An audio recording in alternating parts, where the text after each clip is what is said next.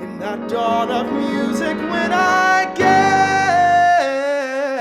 to be, when I get to be, when I get to be a composer and write about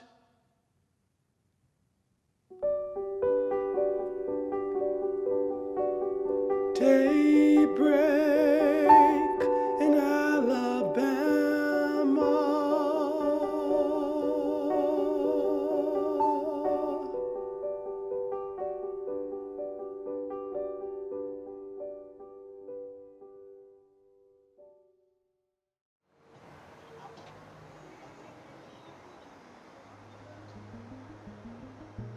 It was my second semester, so we were just finishing up. We had finished about half of the second semester. So honestly, it was very uneasing for me. Like, I like to feel like by the end of the school year, I want to like have accomplished something or like feel like I had reached a goal. And to like have a circumstance kind of like come in between that made me very anxious. So I didn't want to go home feeling like I had failed. I didn't want to go home feeling like I didn't accomplish more than what I wanted to. So finishing up my sophomore year at home, there was so much weight that I put on myself because I already was anxious and I didn't want to like, I had an expectation for myself and I wanted to meet that. When it started, everything was just, it was like, we're just trying to get you guys to still have class, and like we still want to teach you as much as we can, but this is going to be new for us and new for you, and we just have to figure it out. So that first period of time was just like an adjustment period, and it was really rocky. And then I think we took the summer break, and then we came back. And so we are really excited to get back and to start doing projects again and start making art. But it wasn't the remote situation that we were put into was really different than what we were used to, than what our school was used to and all of our classmates. And so the adjustment was hard, definitely. It was humorous at first because I was, tap dancing in the attic that I was living in and like doing ballet in the hallway that we had. And I've never had that, like my mom and Kat and Dad walk in when I'm like intimately doing a scene or something via Zoom. So that was a new experience.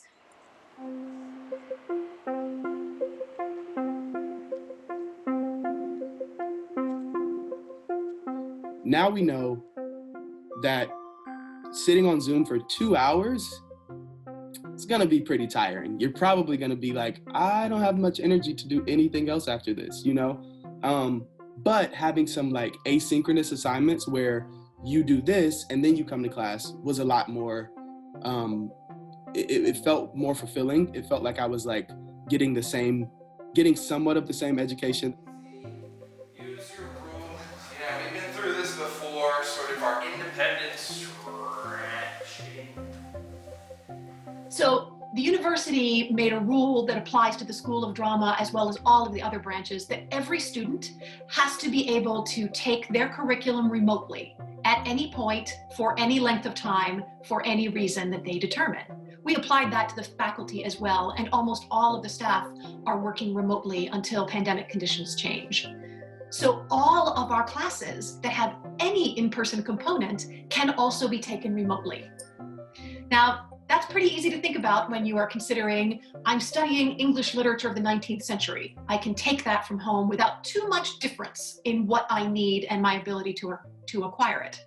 But it's quite different when you decide to take your ballet class from home or to take your lighting design class from home.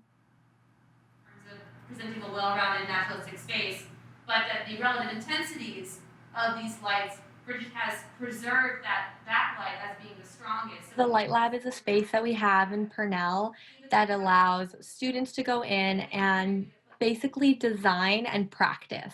So we have 2 consoles in there, and it splits the room in half, and you are able to use the consoles and see what the lighting would look like against mannequins, against a backdrop, to kind of get an idea of what it would look like on an actual stage. It is a classroom. It's a space where students can check out and work solo or in groups or with an instructor.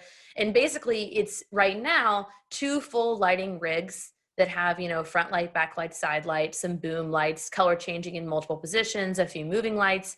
We've got 2 consoles in that room, 1 for each rig. They're elements. The students can program on them.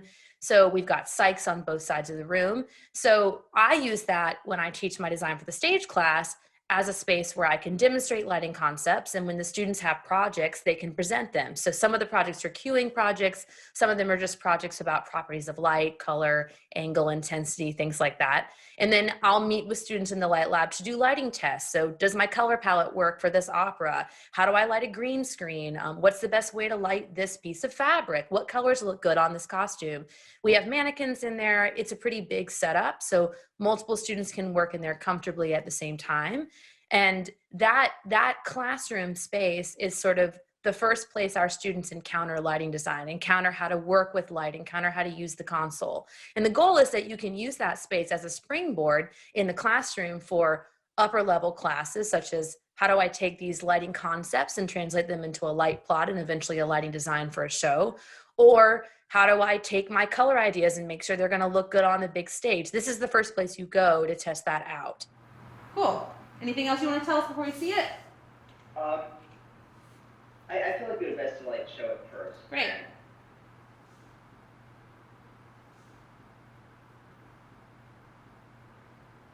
So here is Pablo's cue. Let's start with the key light. Yeah. So the light I brought up first when designing this cue was I accessed the Light Lab through Augment 3D, which was a program that Mary Ellen introduced us to. And you can basically program the lights in Light Lab from your own computer. And so I can pull up Augment and it looks like I have a virtual console on my screen where I can type in the actual buttons and record cues and then save it, and it will save to the console in person. So I can upload my file that I do online to the actual console in the Light Lab to the Peggy file.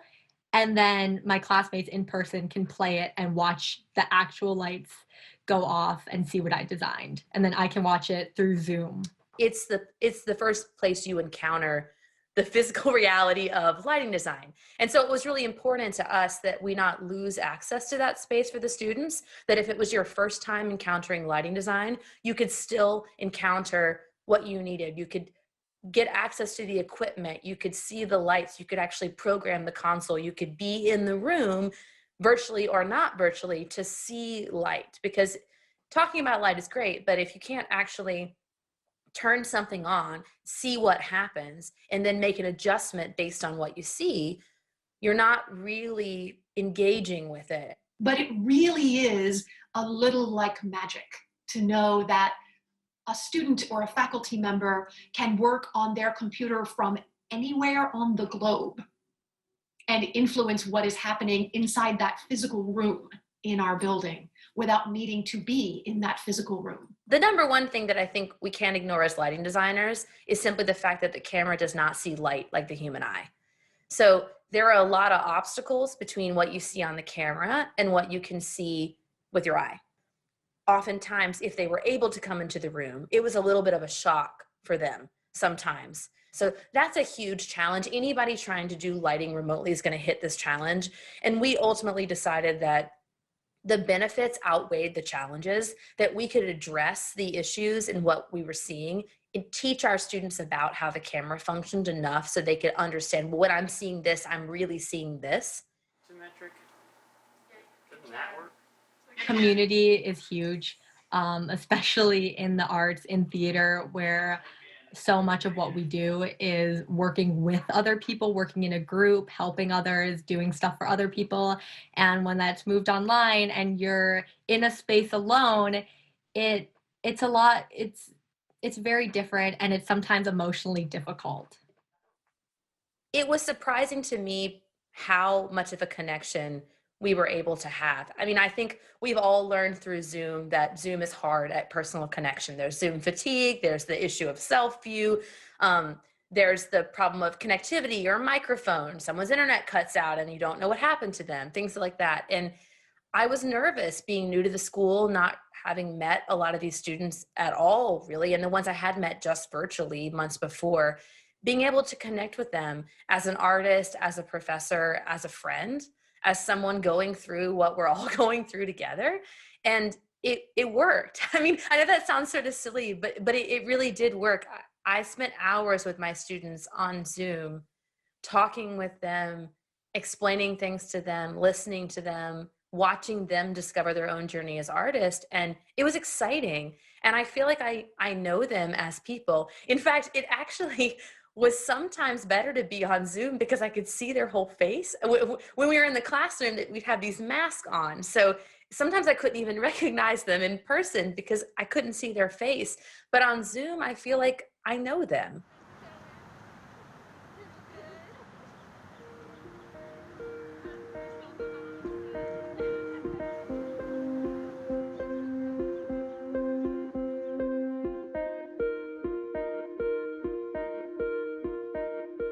Gary Klein, he chooses a composer for the whole class to sing songs from their songbook, and they would actually come to the school and you would be able to work with them.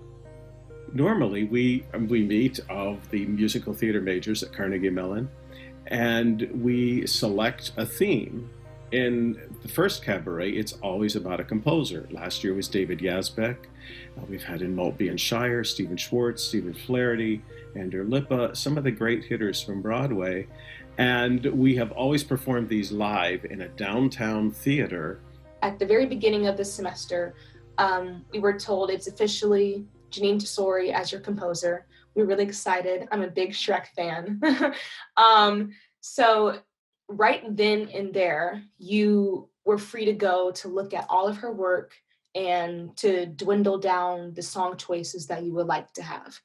And that probably took we really had some time with that because Gary really wanted us to relate to the songs and to have a reason why we would be singing it.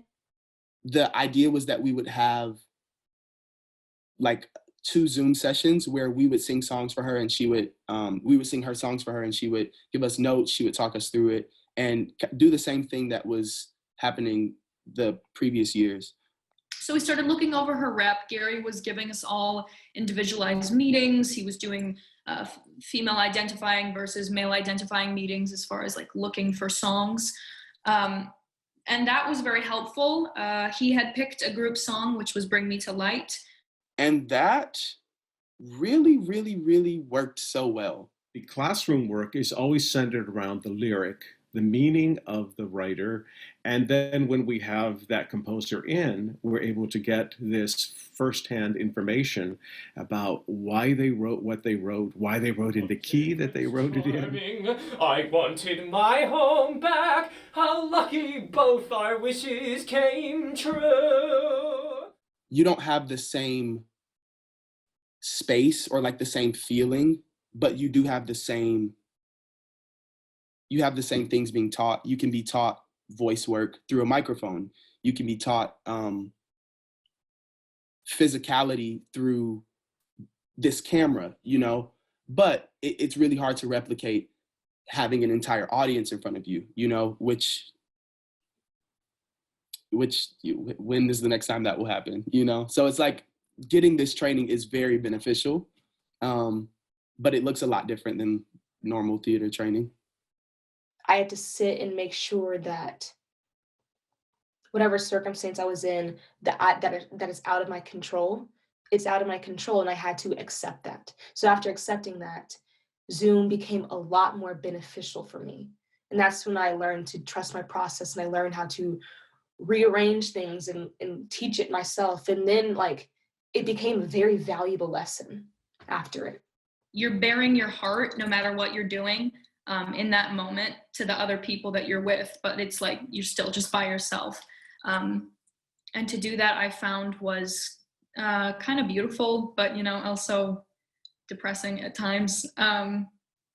but definitely eye-opening in the fact that it's like, wow, I never thought that Zoom could open up these layers to me and make me discover like different things about myself. And that especially happened during CMU's cabaret. Your voice isn't going to be too hard to, like some people have these crescendos and they kept coming up flat. Some people are going. We did record a few of the solos in person, meaning that they used my office because their apartments for some reason didn't have what they needed. Their equipment was failing them. So Chris Giovanelli, our engineer, did have them come in. He recorded from the hallway. They walked into the office. Then they were allowed to unmask and sing their song, record their song. Then there had to be a very deep cleaning of the office. Nobody could use it for 24 hours. And it was, we did a few of those. We actually had a discussion during one of our rehearsals that we had in our house. We weren't allowed to be on campus yet, but we hadn't sung with other people in so long. So it was so much fun to sing with one another and like reconnect and like put our artistry together, because all of our work has been independent. Like all my scenes, like everything has been on my own. So to have like two other women by my side was so much fun, working together and trying out new things. And then after that, we actually recorded alone. We weren't together. We weren't allowed to be in the room at the same time. So Kayla ended up going first, then I went in, recorded on top of her, and then Raven went in and recorded on top of the both of us. So even though we rehearsed together, we still had to sing separately for the product. Oh, that's me. 'Cause there is no underground in Louisiana. Underground. There is only underwater. Filming all of our solos, all of the finale, the trios, all the duets. That took maybe another 2 weeks, because we had to re-record sometimes. Sometimes the recordings didn't come out as good as we wished, so we needed quite a bit of time. And then after that, I think they had maybe like 3 more days to finish editing before the premiere. They were working really hard editing as all of the material was coming in because we didn't have a lot of time. So 3 more days happened, I believe. Jordan River's where you'll find me. It's wide but not too wide to ford. And as I'm going along, I carry with me promises that can't go wrong. As I travel on, as I travel on.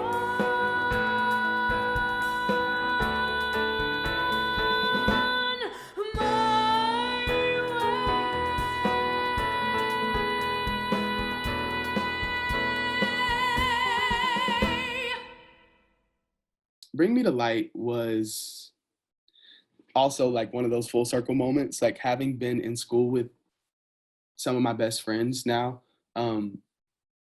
It was so beautiful to see us like come together, and like, of course we didn't record these together. We didn't see anything, but it was like, we came together, y'all, you know, it was good.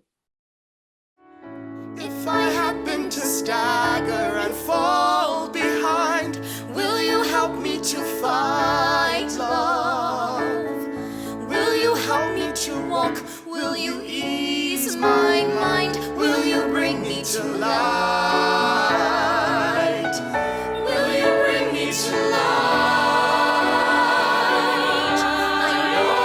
I know you will try to help me find my way, love. I won't wonder why when the nights are long, if you'll hold. And then we premiered the cabaret. So it took all of the semester, but constantly we were working on it all throughout. I don't think there was a day where I wasn't trying to work on something to make it the best it could be. Every time that I've like had my life changed by theater, this is like a moment that I get to do the same for other people, you know? So that was like, it did feel like community again, you know? It really did feel like I was like back in a rehearsal room with people. So that was great. Got to let it sing. You gotta let it sing.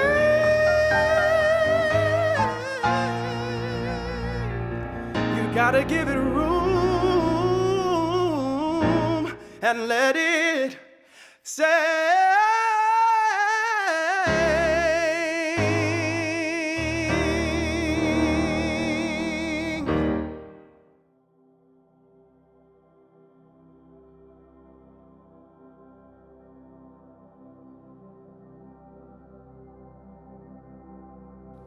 For me, there's still the light of a performer, the light of a singer, the light that is expressed through someone's heart and soul that makes me forget about the world for a while.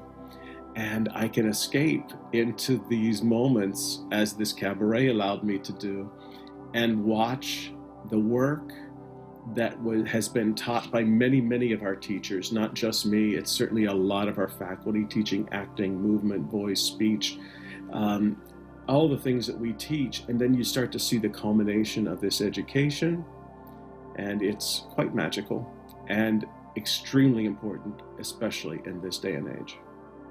We all saw what happened when the pandemic first closed us into our homes, sent us away from each other. Everyone reached for the storytellers.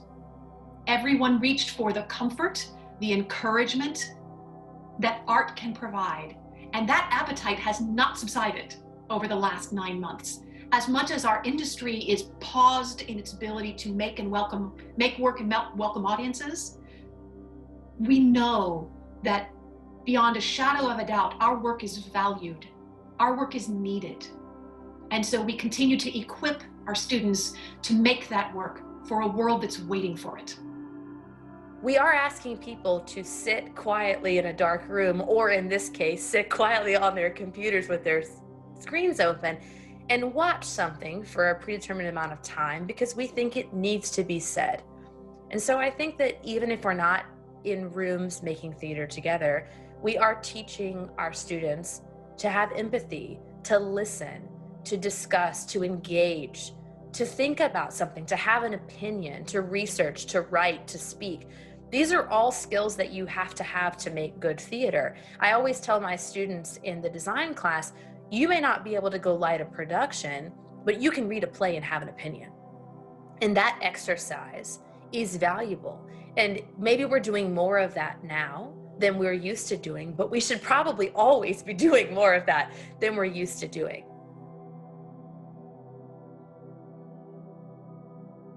We don't know what things are going to look like in the future, and I think the skills that we're building now with doing our theater education partially virtually, partially in person will help us solve problems in the future and help make the performing arts more adaptable. Theater needs to continue to evolve, and we just need to go with it and accept that it's changing, not hold on to it. Just like we've learned in this pandemic to flexibly go along with it and nourish that change because of course the world changes and it should be for the better. So much of what theater has taught me has been humanity, and it's been our ability to not just coexist, but to truly like evolve by like communicating and by having conversation. We can literally change the world.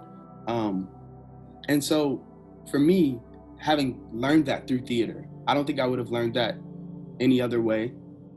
I know that right now, the biggest thing that we could benefit from is humanity, and looking in another person's eyes, whether it be on Zoom or 6 feet apart, you know, that's something we still get to do, is like look in people's eyes. But to be able to look at someone and just like know that, you know, this life thing is truly just not about you, you know. It's a benefit I think we can still get from theater, and we can get it from online theater, we can get it from recorded theater classes, we can get it from, you know, TED Talks that are about theater. Like that is something that we still have the ability to do. Theater can be fun, it can be ridiculous, you know, it can be it can be entertaining. You can write it off as just entertaining. But ultimately, it's the way that a lot of people bond together. So it has to continue. We have to like keep educating little kids and children like how to express themselves and reach out to a group of people that you haven't before. It allows you to open up a part of yourself that a lot of people would think is vulnerable, but sometimes being vulnerable is the best way to break barriers. I'm gonna slam that iron down on my heart.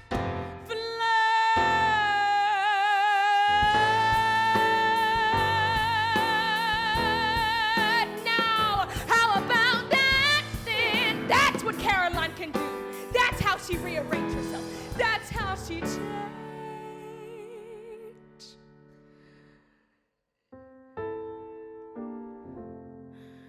Murder me, God, down in that basement. Murder my dreams so I stop wanting. Murder my hope of him.